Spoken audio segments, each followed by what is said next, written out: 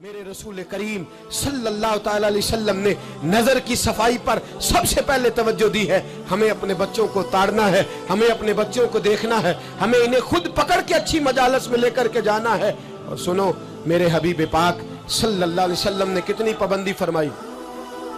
कोई मौलवी हो, कोई पीर हो, कोई फकीर हो, कोई दरवेश हो, कोई दरबार का सज्जादा हो, कोई किसी जगह बैठने वाला हो, किसी को भी औरत के साथ तन्हा रहने की इजाजत, सारे बोलिए इजाजत, किसी को भी औरत के साथ तन्हा रहने की इजाजत बिल्कुल नहीं है, कतन नहीं है। मेरे नबी करीम सल्लल्लाहु अलैहि वसल्लम ने फरमाया जहां मर्द और औरत इकट्ठे होंगे तीसरा शैतान होगा।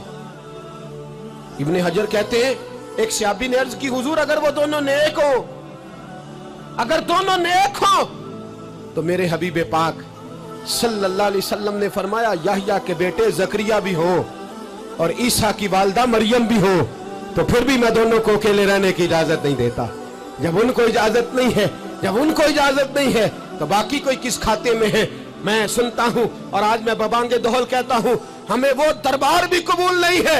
सुन लिया जाए, मेरी बात को नोट किया जाए, हमें वो दरबार और मजार भी कबूल नहीं है जहां बुराई और मंशियात के अड्डे कायम है।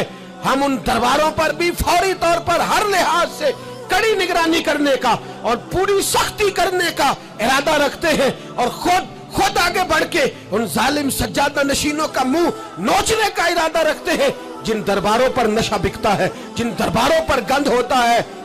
दरबार तो ऐसे होते हैं कि दाता अली अजमेरी रहमतुल्लाह अलैह का दरबार हो पर चारों जानिब कुरान पाक की तिलावत हो रही हो।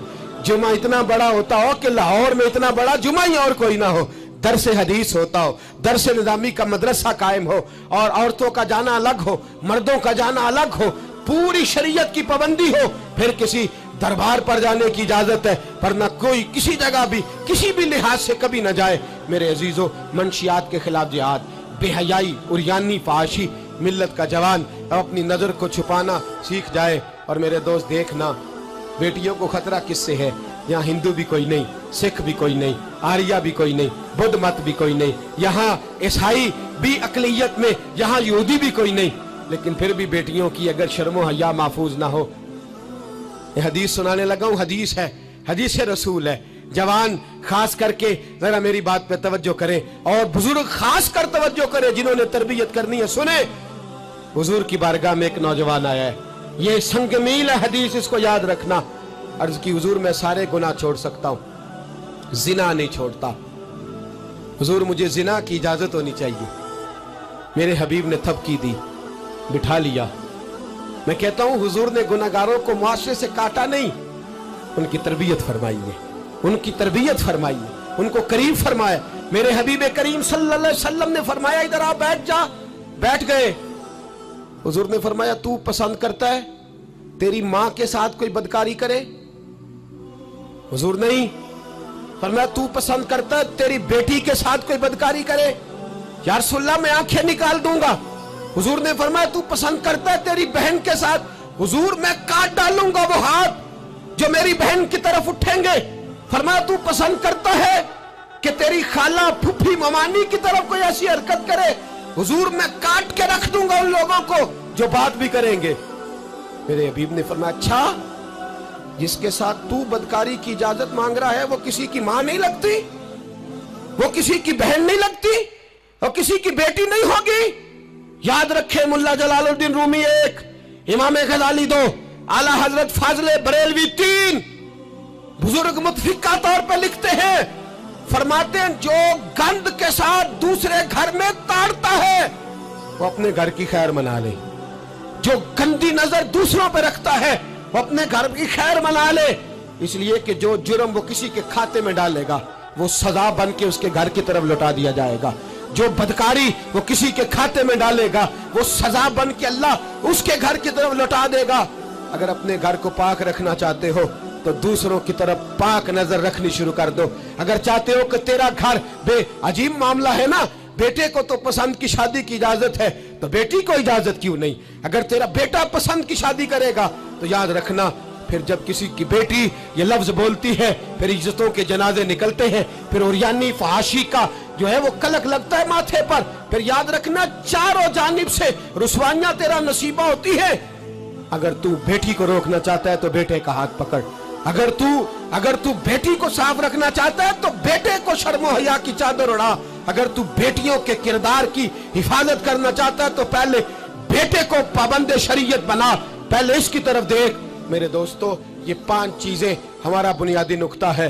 एक तो अमीर गरीबों की तहकीर करना छोड़ दे, दूसरा गरीब अमीरों से मांगना छोड़ दे, तीसरा इज्जत के साथ जीना सीखे, हमें हर हाल में सूद से हराम पैसे से बचना है, चौथा हर तरफ मंशियात फैली है, हमें इसके खिलाफ जिहाद करना है, पांचवा बेहयाई और यानी फहाशी गली गली नगर नगर निकल करके इसके खिलाफ हमने बोलना है। मुझे मेरे साथी कहते हैं नौजवान महफिलों में आना छोड़ गए, वो कहते हैं हजरत साहब के सारे मौजूआत ही हम पे होते। चंद दिन पहले मैं कल्लर सईदा गया, मैं दूर के इज्तिमा नहीं देता, सफर नहीं कर पाता, मेरे पैरों में दर्द होता है, करीब करीब रहता हूँ। उन लोगों ने बड़ा इसरार किया तो मुझे जाना हुआ। मैं जब वहाँ पहुँचा, कुछ देर मैंने बात की तो मेरे ख्याल में यही था कि जवान नौजवान कहाँ बात को सुनते हैं, ये थोड़ी मेरी बात को सुनेंगे।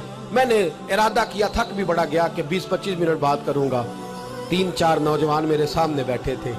अभी मैंने मुस्तफ़ा की हदीस का रंग छेड़ा ही है। छम छम उनकी आंखों से आंसू बरसने लगे, छम छम।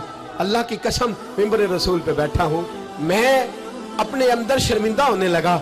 मैंने कहा यार, तू कहता था नौजवान बात नहीं सुनते, तेरी मिल्लत का जवान, उसे किसी ने बात सुनाई नहीं, शायद तू उस तक बात पहुंचा ही नहीं सका। अरे गुनाहगार बड़ा है पर मुस्तफ़ा का गद्दार तो नहीं ना, ये बड़ा पापी है पर हुजूर की बात नहीं सुनेगा, नबी पाक के पैगाम की तरफ नहीं। 50 मिनट बात करके मैं लौटा।